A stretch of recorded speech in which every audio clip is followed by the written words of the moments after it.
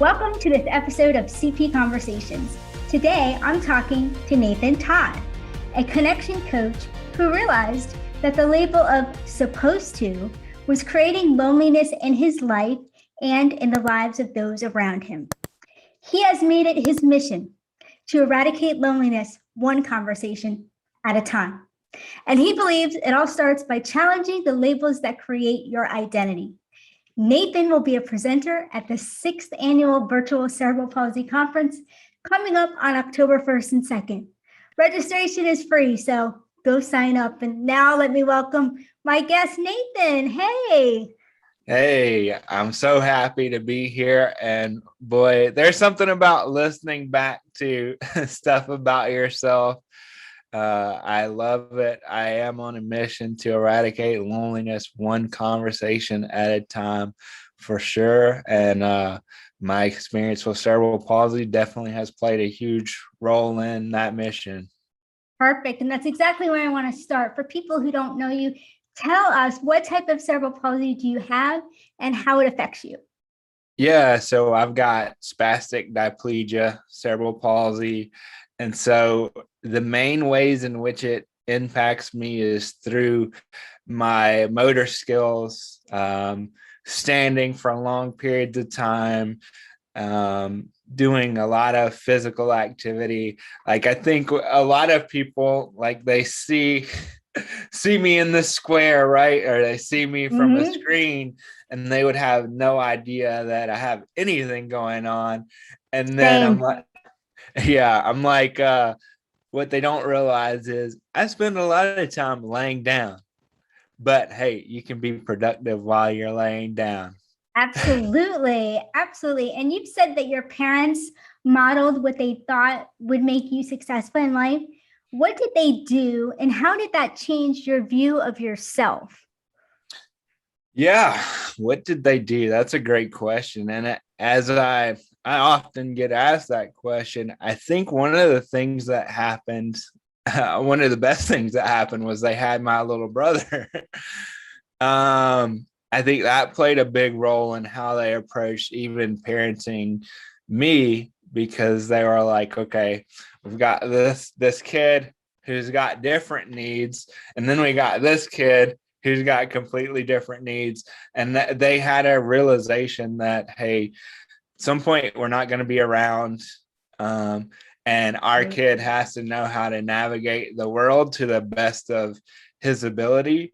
But I do think that actually having a sibling who didn't have cerebral palsy or doesn't have cerebral palsy is a big help, because it gave like a different gauge. And they were like, well, I'm not going to treat Nathan any different than I'm trying to treat his brother.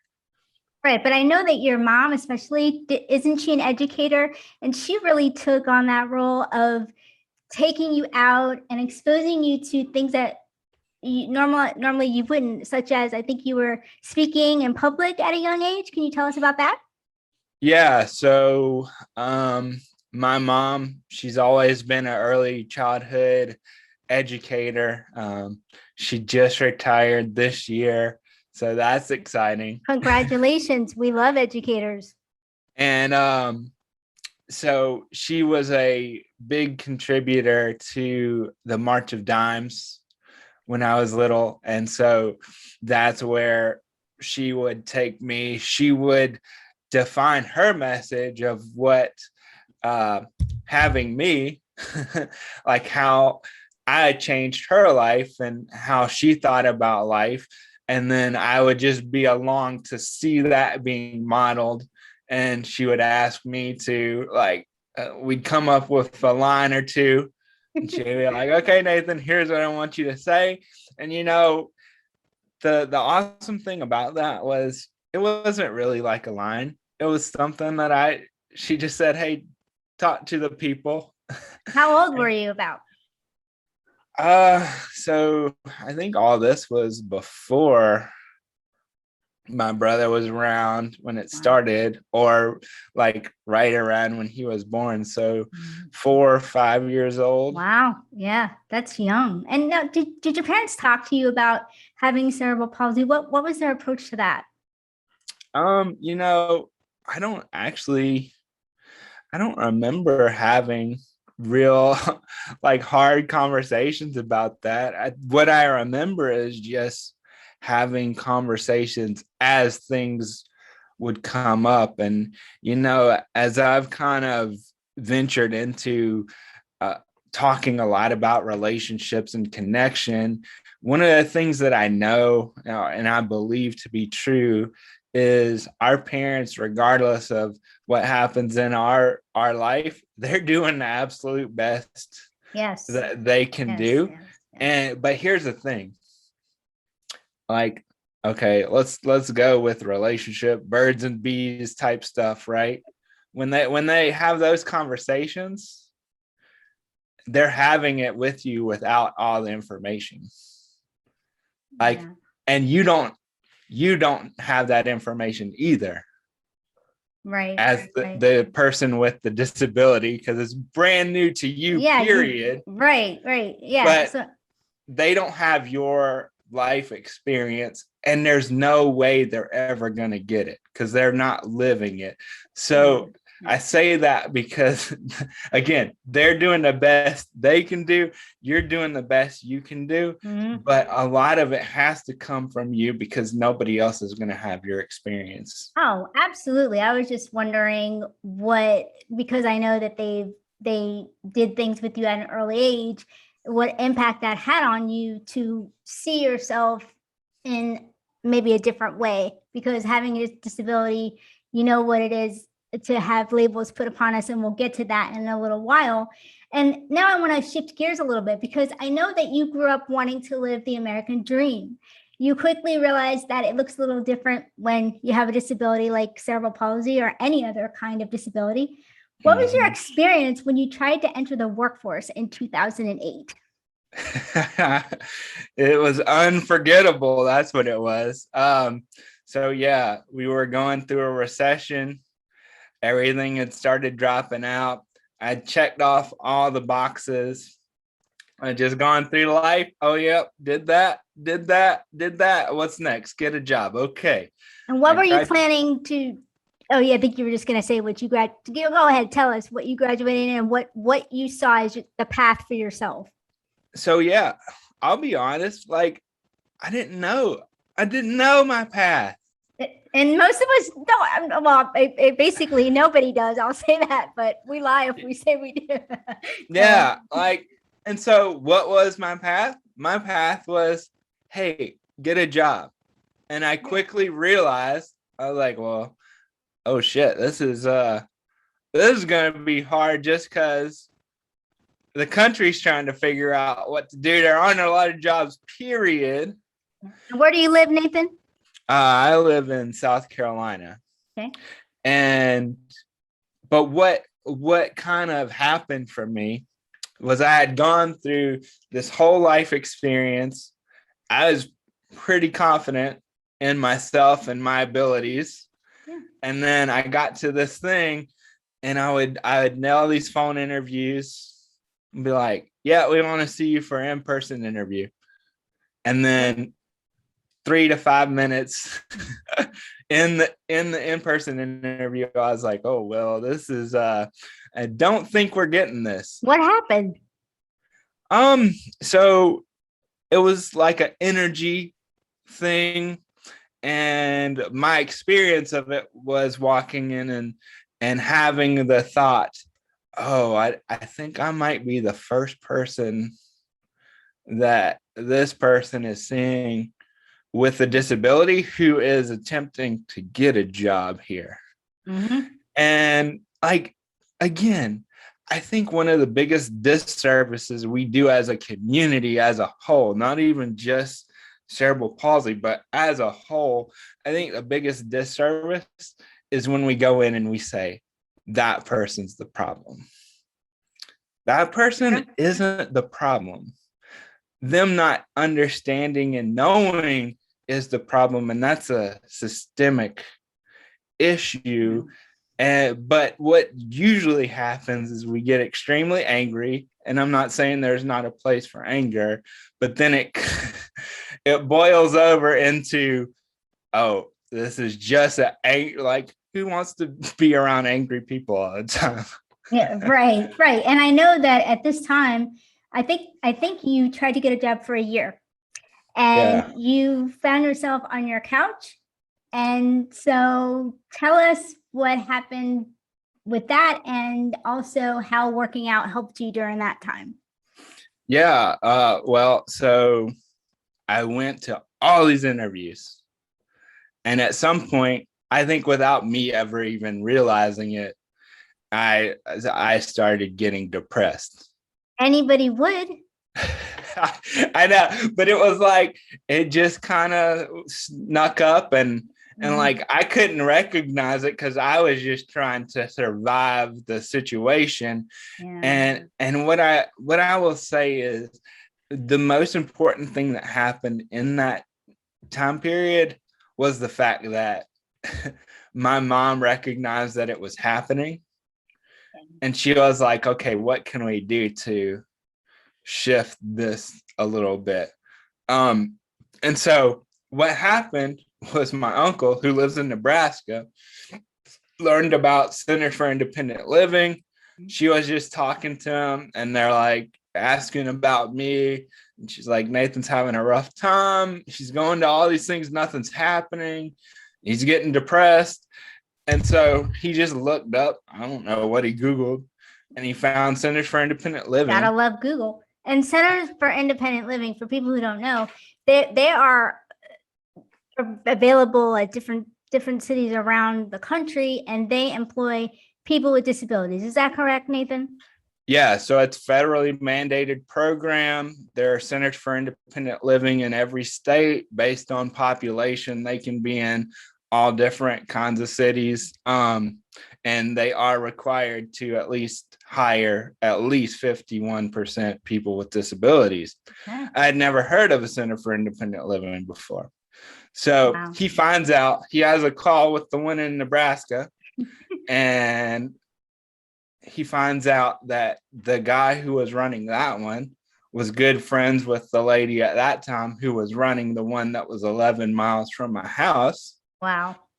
So what happens is we set up an appointment for me to go just to see what services are available. Gotcha. Nothing about employment or anything, just to see what's available. Okay. And I walk in there, sit down, talk with two people that work there, one being the executive director, and it started by volunteering. She said, hey, I see that you have a lot of skills. I think you could help us. Can you show up and can you volunteer? That's great. It's such a great story. Really. And so I started by volunteering, and I wasn't getting any money. I was just showing up to get out of my house. Yep. And it led to me being employed for almost a decade. See that it just goes to show you. I volunteered for many years in the school system, and I loved it. So I can relate to that. Now, Nathan, let's talk about what you're doing now, because you call yourself the loneliness coach. What is that, and what types of services do you offer?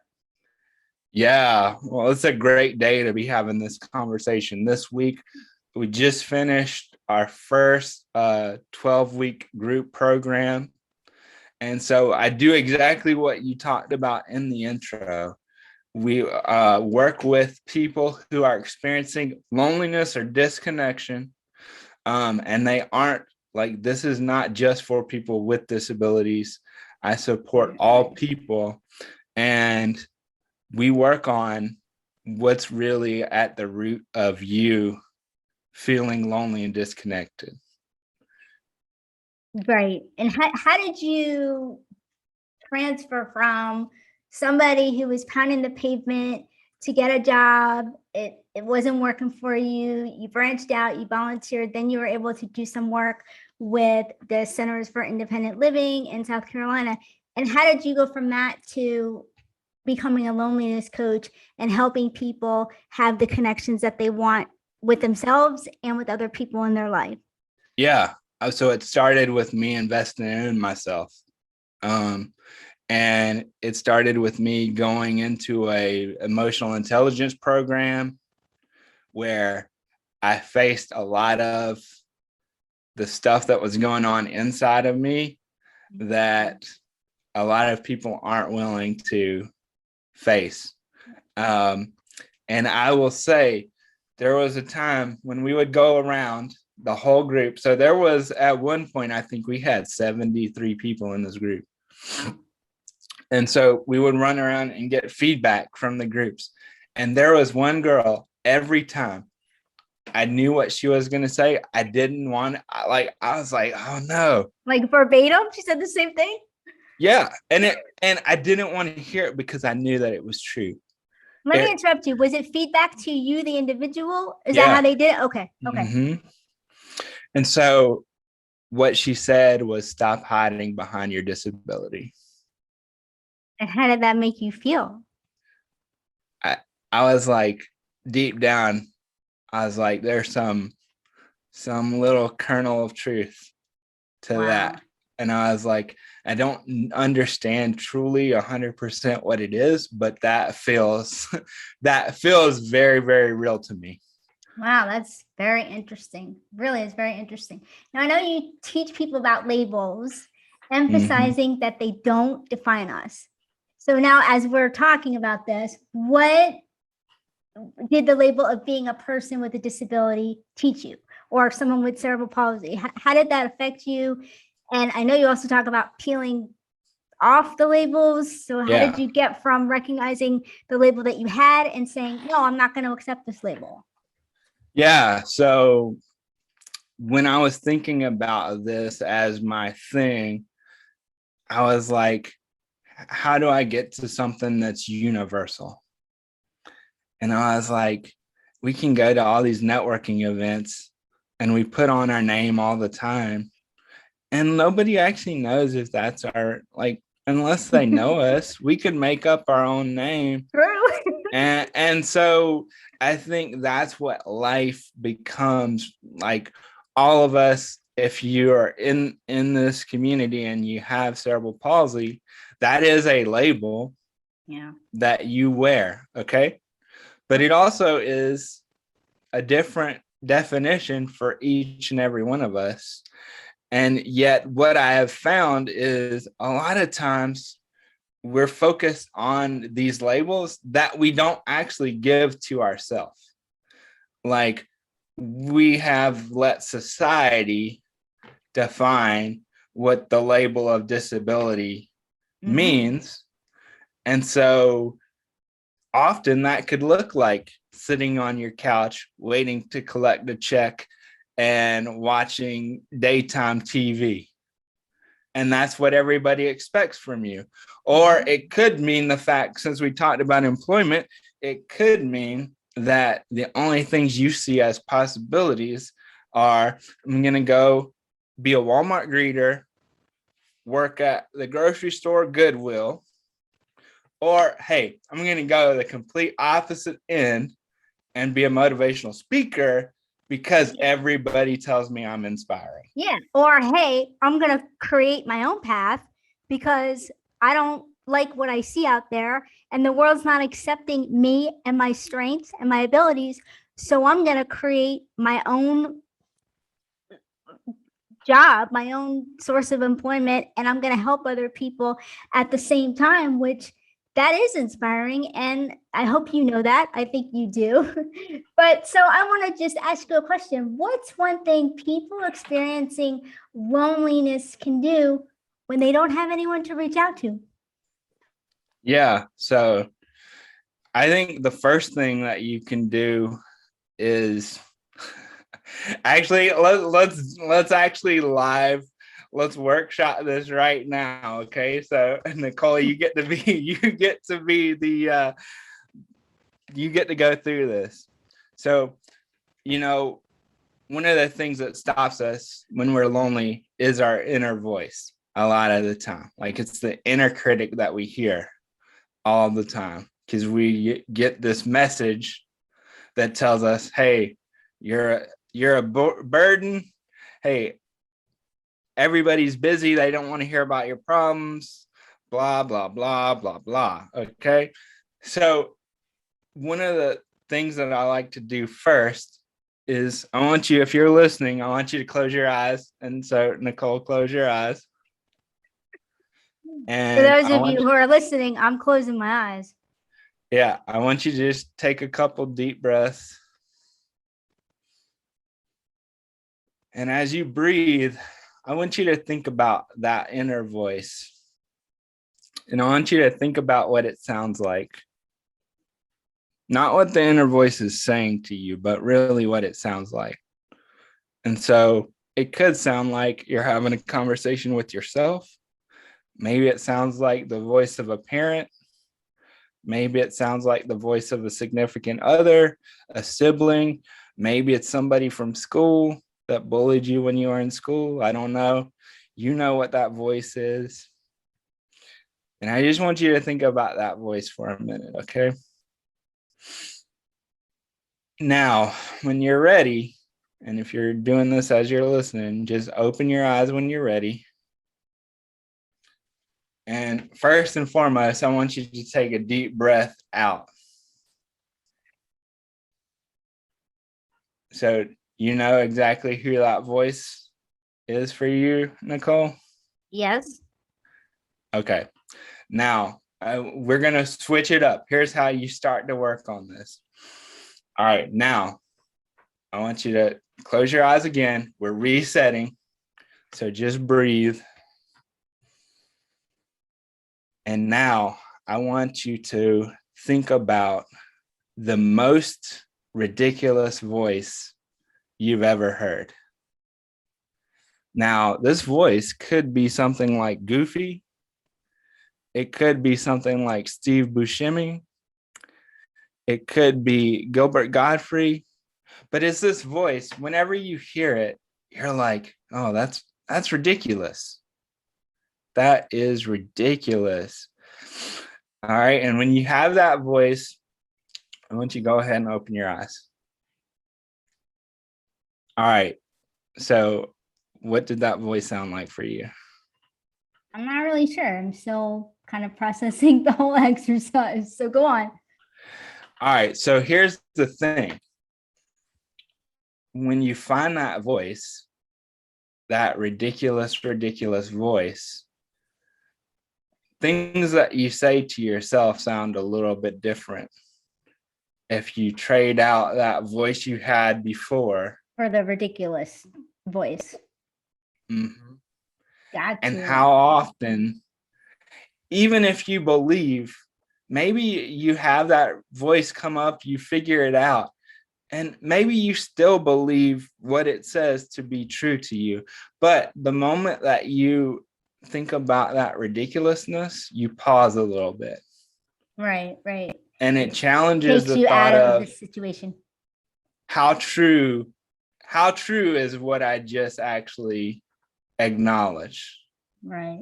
Because guess what? Loneliness, I don't care. Most people come to me and they're like, Nathan, I just need to be in a relationship and my loneliness will go away. No. That is not the answer. That might be a band-aid to what you think is going to be the solution for you. But all of this comes down to you. Is your relationship with you. There's nobody else that's going to make this better or create what you want. It's you. The longest relationship you'll ever have. And in closing, Nathan, give us a snapshot. Don't give all your secrets away now, of what people will take away from your presentation, peeling back the label of supposed to find meaningful connection at the Cerebral Palsy Conference, which is coming up on October 1st and 2nd. Yeah, so snapshot, what's going to happen in order to peel back the label, we have to understand where we're at. So it's going to be a lot of when you come into my room, you're going to reflect Get ready on a lot of questions. You're going to do some deep work, and we really are going to dive into what are those things that may be holding you back that you don't even realize. And will we solve the problem right then and there? We might, but hey, it will get you started on a path to help you to start to question more things about your life so you can get what you truly want out of it. Yeah, absolutely. Everybody, you're not going to want to miss Nathan's presentation. So just go to the website that's coming across your screen or go to cerebralpalsyconference.org. Registration is free, so there's no excuse. You can all join us wherever you live because the conference is virtual. And if you're interested, we do have some premium packages as well. But the basic registration is FREE, which is my favorite word. So Nathan, tell everybody where they can find you and how they can connect with you. Yeah, so big time if you're on Instagram, The Real Nathan Todd. And if you are on Facebook, you can find me at The Loneliness Coach. Those are the two places that I hang out the most. Yes, I know because I follow you, and I'll have everything in the show notes. Thank you so much for talking to me today. I think what you do is very interesting and it's helping a lot of people. And I can't wait to watch your presentation. It's going to be fascinating. I know that. Thanks again, Nathan. Yeah, thank you so much.